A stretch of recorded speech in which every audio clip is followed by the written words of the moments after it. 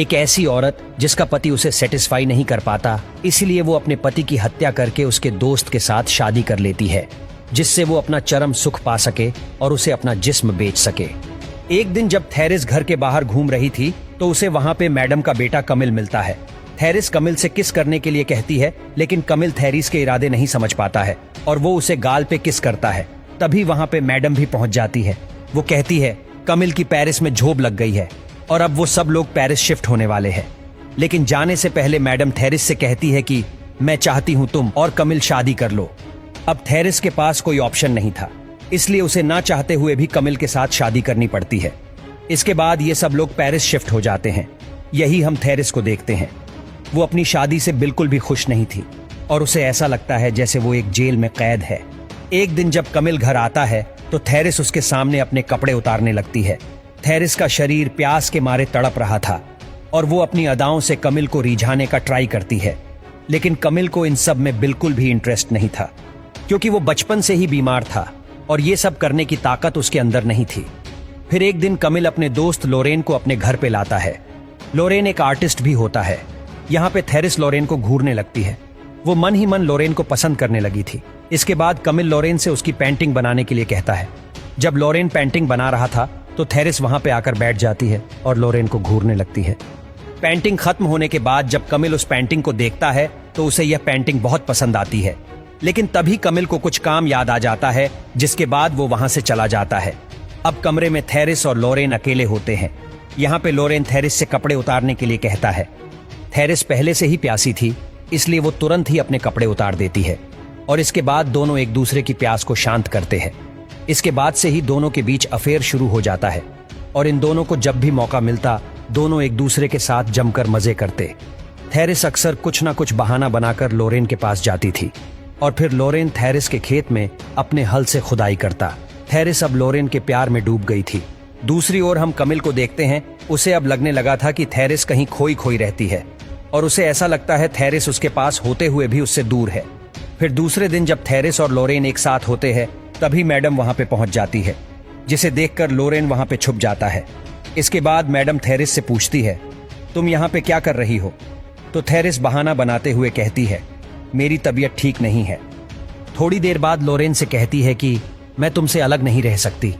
ये सुनकर लोरेन थेरिस से कहता है, अब बस एक ही रास्ता बचा है, हमें कमिल को रास्ते से हटाना होगा। उस रात थेरिस को नींद नहीं आती। वो कमिल के बारे में सोच सोच कर परेशान हो रही थी, लेकिन वो लोरेन के प्यार में इतना ज्यादा डूब चुकी थी कि वो उसके लिए कमिल को मारने के लिए मान जाती है। दूसरे दिन ये तीनों एक बोट में जाते हैं। यहाँ पे थेरिस को लगता है लोरेन कमिल को मार देगा, लेकिन वो अब भी इस बात को लेकर श्योर नहीं थी कि कमिल को मारना ठीक होगा या नहीं। तभी लोरेन तैरते हुए पानी से बाहर आता है। इसके बाद ये दोनों रोने का ड्रामा करते हैं और ऐसा दिखाते हैं जैसे इनकी बोट डूब गई थी और उसके साथ साथ कमिल भी डूब गया। कमिल की लाश देखकर मैडम भी बहुत रोती है, क्योंकि उनका इकलौता बेटा उनको छोड़कर जा चुका था। इसके बाद सब लोग मिलकर कमिल का फ्यूनरल कर देते हैं। उसी रात थेरिस और लोरेन एक दूसरे से मिलते हैं और एक दूसरे के शरीर की प्यास को शांत करते हैं। अब दोनों हमेशा के लिए एक दूसरे के हो गए थे। फिर एक दिन हम मैडम को देखते हैं। वो थेरिस पे गुस्सा कर रही थी। वो कहती हैं, तुम्हारे रहते हुए कमिल कैसे डूब गया, और अगर वो डूब गया तो तुम कैसे बच गई? लेकिन तुरंत ही उन्हें अपने गुस्से का एहसास होता है और वो थेरिस से माफी मांगते हुए उसे गले से लगा लेती हैं। फिर हम थेरिस को देखते हैं। वो रात में अच्छे से नहीं सो पाती हैं और उसे डरावने सपने आते हैं। दूसरी ओर लोरेन का भी यही हाल होता है। वो भी कई दिनों से सो नहीं पाया था। फिर वो लोरेन से कहती है, चलो हम कहीं भाग चलते हैं। लेकिन लोरेन उसे मना करते हुए कहता है, तुम्हारी लाइफ यहाँ पे है और यहाँ पे तुम्हारी शॉप भी है। लेकिन थेरिस कहती है, वो सब तो मैडम के नाम पे है।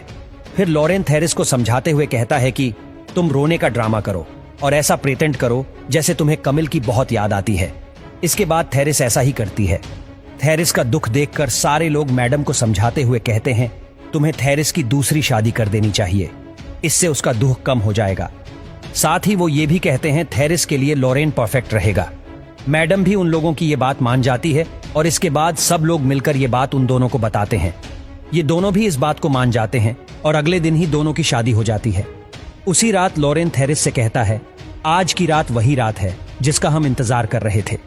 लेकिन थेरिस इस शादी से बिल्कुल भी खुश नहीं थी। और उसे इस बात का बहुत पछतावा हो रहा था कि उसने अपनी हवस के लिए अपने पति को ही मार डाला। दूसरे दिन लॉरेन एक दुकान से जहर खरीदता है क्योंकि अब वो थेरिस और मैडम दोनों को मारना चाहता है। वहीं मैडम इंक से जमीन पे लिख देती हैं कि थेरिस और लॉरेन ने ही कमिल को मारा है। मैडम का ये नोट उनकी एक दोस्त देख लेती है और ये बात वो सबको बताने के लिए जाती है। फिर जब इस बात का पता थेरिस और लॉरेन को चलता है तो दोनों फिर से एक हो जाते ही और दोनों मिलकर मैडम को मारने का प्लान करते हैं। इसके बाद दोनों मैडम को लेकर एक नदी के पास जाते हैं। दोनों ये प्लान करते हैं कि मैडम को किस तरह मारना है जिससे ये एक एक्सीडेंट लगे।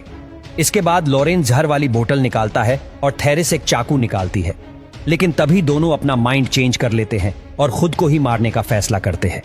जहर पीने की वजह से दोनों की मौत हो जाती है। तभी मैडम के दोस्त भी वहां पर पहुंच जाते हैं और मैडम को बचा लेते हैं। दरअसल जब से इन दोनों ने कमिल को मारा था तब से इन दोनों की जिंदगी नर्क बन गई थी और इसलिए दोनों अपनी जान देने का फैसला करते हैं।